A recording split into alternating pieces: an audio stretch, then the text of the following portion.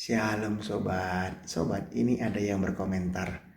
Dengan tidak percaya dan membantah satu hukum Taurat atau firman Tuhan berurusan dengan Matius 5 ayat 19 sampai 20. Nah, kau itu agama apa? Apakah kau sudah melakukan seluruh hukum Taurat?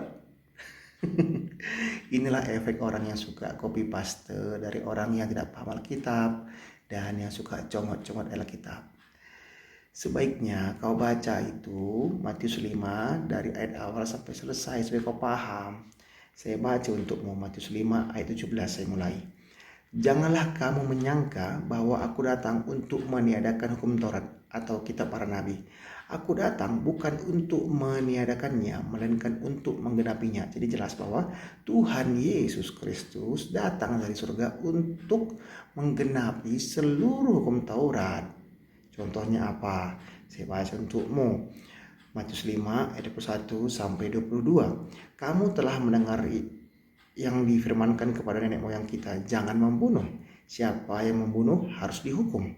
Tetapi aku berkata kepadamu, setiap orang yang marah terhadap saudaranya harus dihukum. Siapa yang berkata kepada saudaranya kafir harus dihadapkan ke mahkamah agama. Dan siapa yang berkata jahil harus diserahkan ke dalam neraka yang menyala-nyala. Jadi kami orang Kristen tidak boleh membunuh. Itu pertamanya. Yang kedua, bahkan tidak boleh menyebut orang lain kafir ataupun jahil. Kau bandingkan dengan ajaran yang lain nih sobat ya. Ayat 27 sampai 28. Kamu telah mendengar firman, jangan berzina. Tetapi aku berkata kepadamu, setiap orang yang memandang perempuan serta menginginkannya sudah berzina dengan dia di dalam hatinya. Jadi jelas Matius 5 ayat 27 sampai 28 menjelaskan bahwa memandang perempuan serta menginginkannya yang negatif itu sudah berzina. Kira-kira siapa itu yang suka itu sobat, yang memandang perempuan serta menginginkannya? Silahkan kau baca supaya kau paham. Saya tambah untuk pengetahuan dari Lukas 16 ayat 16. Hukum Taurat dan kitab para nabi berlaku sampai kepada zaman Yohanes.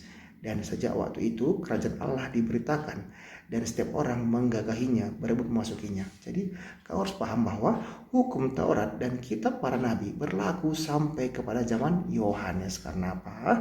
Karena Tuhan Yesus Kristus telah datang dari surga ke dunia ini menunjukkan kasihnya, menunjukkan kuasanya supaya semua orang yang berdosa yang percaya kepadanya tidak binasa, melainkan beroleh hidup yang kekal.